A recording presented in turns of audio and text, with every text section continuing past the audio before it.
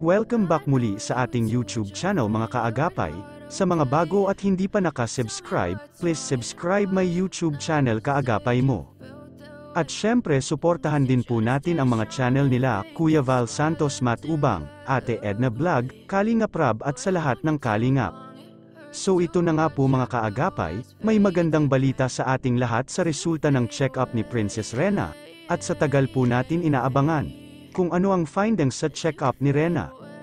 Salamat naman sa Diyos dahil narinig niya ang mga dasal ng mga nagmamahal kay Rena, at naging positive ang resulta, at ito ay maagapan pa.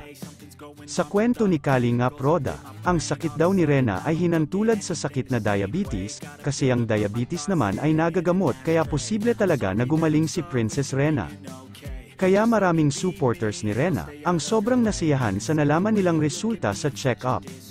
Siyempre sa sumagot ng pagpapagamot ni Princess Rena, ang Japan Charity Group dahil dito, lalong lumakas ang kanilang loob at lalong tulungan pa hanggang gumaling pa ito.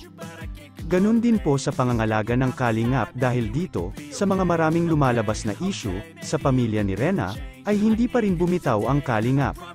Samantala bumalik po tayo sa check-up ni Princess Rena, sa kwento ni Kalingap Roda at ayon ang paliwanag ni Doktor sa kanya, at yan naman ang kanyang ibinahagi ni Roda, nila Kalingap Ian at Jomar at sa atin na rin na tagapanood, sa personal account ni Rab Matubang Vlogs. Na mayroon nga daw itong trauma si Princess Rena, so ibig sabihin mga kaagapay, totoo lahat yung mga haka-haka, na nakaranas ng hindi maganda si Rena noon.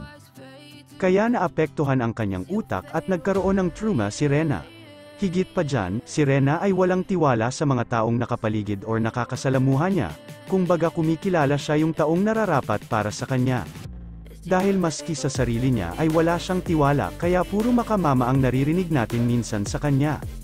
Tungkol naman sa kanyang pananalita ni Princess Rena, alam naman po natin na maraming nagsasabi na pa-therapy daw, huwag po tayong mag-alala dahil mismong si Doktor ang nagsabi na, magiging klaro ang pananalita ni Rena. Kaya para lalong gumaling si Princess Rena, dapat maalagan ito ng husto, mapakain at mapainom sa tamang oras. Para kay Kalingap Roda bilang nag-aalaga at binabayaran siya, pakiusap lang ng maraming netizens na habaan niya ang kanyang pasensya, at tiyaga at ituring mo na rin sana, si Rena bilang isang anak, dahil ito rin ang magandang maiambag mo kay Rena bilang isa kang charity vlogger. Masasabi naman po natin dahil kay Rena, isa din siyang dahilan kung bakit umangat ang channel ni Kalingap Roda, kaya malaking blessing talaga si Princess Rena sa Kalingap.